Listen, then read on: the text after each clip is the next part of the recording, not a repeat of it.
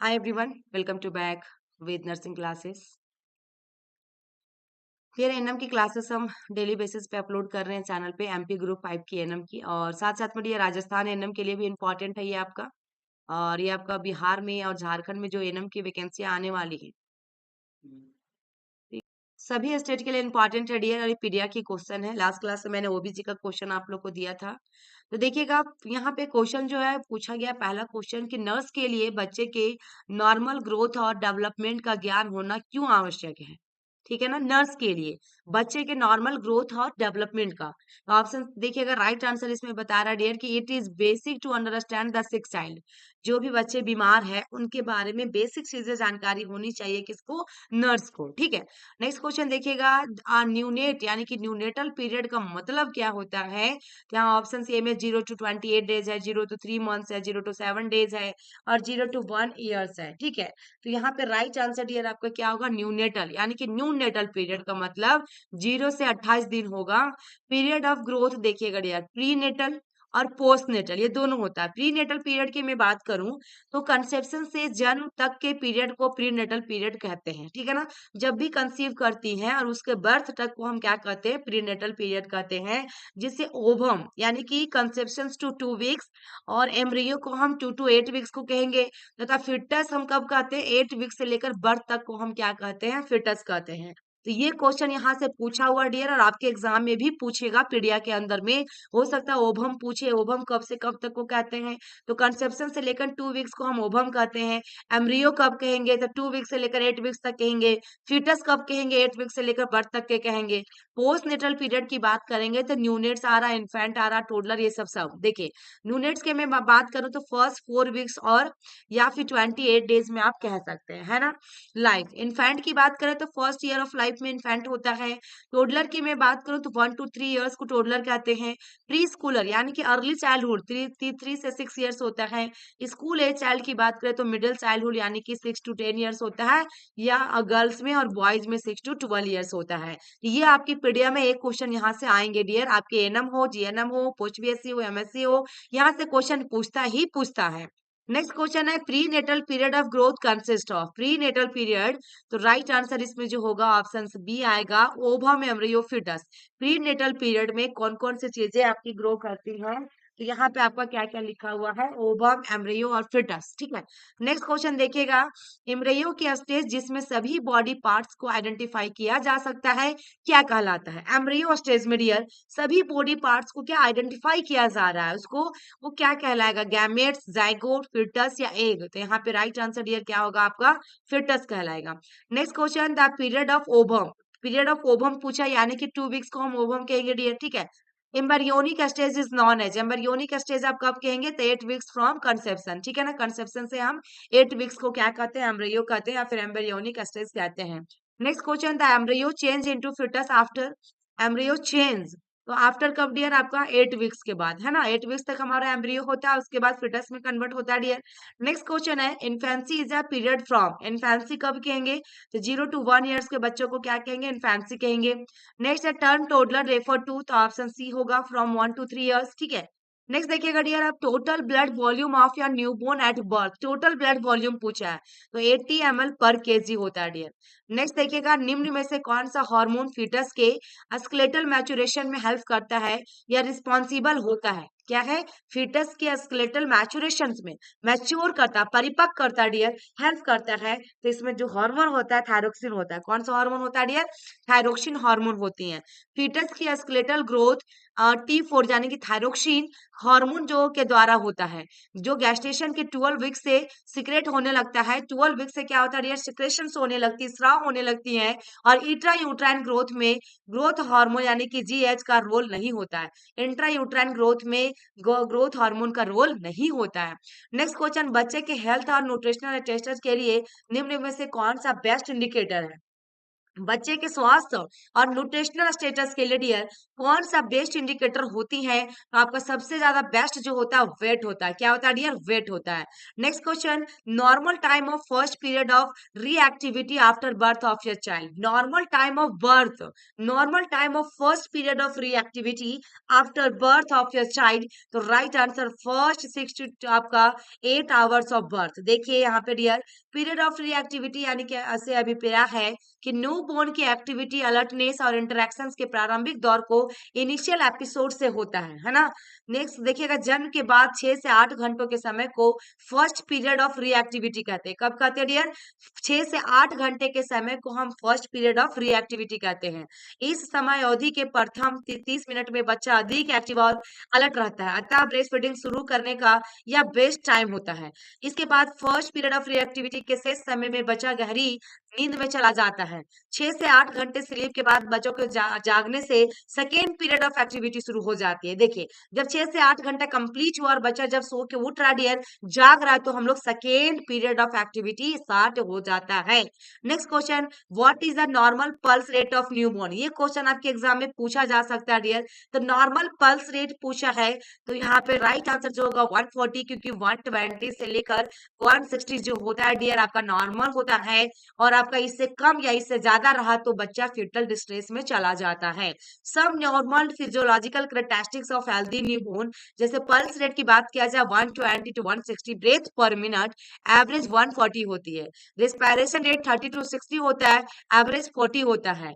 BP 80 to 46 होता है dear. और टेम्परेचर देख लीजिए कितना डिग्री सेल्सियस है, 36.4 से लेकर 37.4 डिग्री सेल्सियस से लेकर फॉरेनहाइट में 95.5 से लेकर 98.6 फॉरेनहाइट होगा। नेक्स्ट क्वेश्चन है, normal BP at birth. Normal BP कितना होगा? 80/50 होगा डियर। यहाँ 80/46 है तो मिलीमीटर ऑफ मरकरी। यदि इसकी फुल फॉर्म पूछता है एमएम ऑफ एचजी, तो मिलीमीटर ऑफ मरकरी, ठीक है ना। Next question, which of the following is a normal respiratory rate of newborn? तो यहाँ पे राइट आंसर जो होगा डियर ऑप्शन ये होगा, respiration rate 40 to 60, 30 to 60 normal होता है dear. Next question, normal pulse rate कितना होगा इन्फेंट का? किसका पूछा डियर? इन्फेंट का। तो इसमें भी आपका 120 से 160 होगा। सब normal vital sign of healthy infant at 1 year. 1 साल के बच्चों में pulse rate 90 to 130 breath per minute, average 110 होगा breath per minute. Respiration rate 20 to 40 होगा, एवरेज 30 होगा। बीपी 90/56 होगा। Next question, best time to give first bath to newborn. पहला बार जब बच्चों को नहाना है तो सबसे बेस्ट टाइम कौन सा होगा डियर? तो 48 to 72 आवर्स आफ्टर बर्थ, ठीक है। नेक्स्ट क्वेश्चन है, इंडियन स्टैंडर्ड के अनुसार एक बच्चे का औसत बर्थ वेट क्या होता है? एक बच्चे का औसत बर्थ वेट क्या होता है? तो ऑप्शन सी होगा 3 kg, ठीक है। नेक्स्ट क्वेश्चन डियर देखिएगा, आपका फुल टर्म न्यूबॉर्न का नॉर्मल बर्थ वेट 2.5 kg से 3 आपका 9 kg, औसत 2.9 kg के बीच होता है, जिसका जन्म की गेस्टेशनल एज से सीधा संबंध होता है। इन्फेंट प्राय अपने बर्थ वेट का डबल हो जाता है। कब होता है डियर डबल? आपका तो 5 महीना में होता है। तो यहाँ पे 5 मंथ तो कहीं है नहीं, तो राइट आंसर इसमें 6 मंथ होगा। नेक्स्ट क्वेश्चन देखिएगा डियर कि बर्थ वेट को infant double in 5 to 6 month में, ट्रिपल 1 ईयर्स में, 4 टाइम 2 ईयर्स में, 5 टाइम 3 ईयर्स में, 10 टाइम 10 ईयर्स में। वेरी वेरी इंपॉर्टेंट डियर, एक क्वेश्चन यहाँ से पूछेगा। हाइट और length at birth of full term babies 45 to 50 centimetre होती है, 18 to 20 इंच होता है। इंच में यदि पूछता है तो 18 से 20 इंच होगा। पहले 6 महीनों में हाइट में वृद्धि 2 से 2.5 सेंटीमीटर प्रति माह व अगले 6 माह में 1.25 सेंटीमीटर प्रति माह होती है डियर। यानी पहले 6 महीना तक बच्चों की ऊंचाई जो बढ़ती है, हाइट बढ़ती है, तो 2 से 2.5 सेंटीमीटर प्रति माह बढ़ती है। उसके बाद अगले 6 मंथ से जब हमारा एक्सक्लूसिव ब्रेस्ट फीडिंग कंप्लीट हो जाता है, तो हमारा 1.25 सेंटीमीटर प्रति माह होगी। Height at 1 year of age 75 centimeter, increases of 25 centimeter of 50% to birth. Then इसके बाद 4 years में 100 सेंटीमीटर होगा, डबल ऑफ बर्थ हाइट होगा डियर। डबल हो जाएगा बर्थ हाइट भी कितना? 4 इयर्स में, जो आपको दिखा रहा है कि 100 सेंटीमीटर होगा। नेक्स्ट 13 ईयर्स 150 होगा डियर। 13 ईयर्स वाले बच्चों में ट्रिपल हो जाएगा ऑफ बर्थ हाइट से। तो डबल पूछेगा बर्थ हाइट का कब होगा, 4 ईयर्स में। ट्रिपल पूछेगा तो 13 ईयर्स में। नेक्स्ट क्वेश्चन है the height of healthy normal baby is. Height कितना होगा, 18 to 20 इंच होगा डियर। ठीक है, इंच में पूछा है, सेंटीमीटर में नहीं, तो 18 to 20 इंच होगा। एक नॉर्मल एवरेज देखिएगा इन्फेंट में एक वर्ष पर बर्थ से कितनी परसेंटेज बॉडी लेंथ में बढ़ोतरी होगी। बर्थ से देखिए, अगर ये यहाँ पे पूछा गया बर्थ से, आपका बर्थ से पूछा गया है कि आपका नॉर्मल एवरेज इन्फेंट में एक वर्ष पर बर्थ से कितनी परसेंटेज बॉडी लेंथ में बढ़ोतरी होगी, तो यहाँ पे राइट आंसर जो होगा डियर ऑप्शन सी होगा 50%। नेक्स्ट क्वेश्चन है birth weight of an infant triples at the age of triple. तो राइट आंसर 1 ईयर्स में होगा डियर। नेक्स्ट है normally newborn loss weight in first week of life. तो जो हमारा फर्स्ट वीक्स में जो नॉर्मल न्यूबॉर्न का लॉस होता है डियर वेट, तो आपका 10% ऑफ बर्थ वेट आपका लॉस होता है। देखिएगा कुछ adjustment problem in adequate feeding, digestive adaptation, cellular fluid के एक्स्ट्रा लॉस से एक्स्ट्रा यूटाइन लाइफ को फर्स्ट वीक में न्यूबॉर्न अपने बर्थ वेट का 100% वेट लॉस कर देता है। ठीक है, नेक्स्ट है क्वेश्चन डियर, देखिएगा birth weight of newborn more than 4000 gram that is called. More than 4000 ग्राम यानी कितना होगा डियर, इसको हम मैक्रोजोमिया कहते हैं। 4 kg से ज्यादा हो रहा है डियर, तो राइट आंसर इसमें मैक्रोजोमिया कहलाएगा।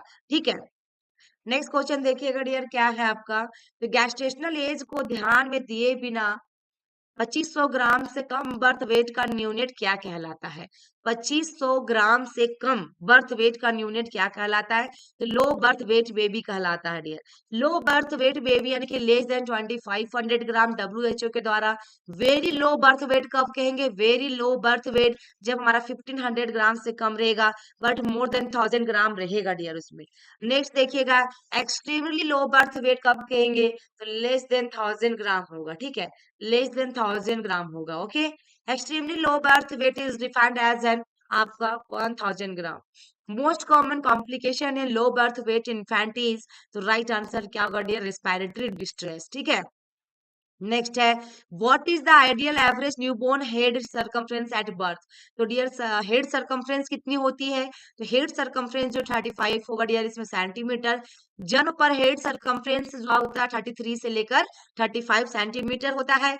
चेस्ट सरकमफ्रेंस 33 से लेकर 30 आपका 30 से लेकर 33 होगा, यानी कि 3 सेंटीमीटर लेस देन हो जाता है हेड सरकमफ्रेंस से। यानी कि माथा का जो आपका नापेंगे डियर, उससे 3 सेंटीमीटर यहाँ पे कम हो जाएगा। ठीक है, ये चीज है। नेक्स्ट देखिएगा एक वर्ष पर दोनों हेड सरकमफ्रेंस और चेस्ट सरकमफ्रेंस दोनों एक समान 45 सेंटीमीटर हो जाते हैं।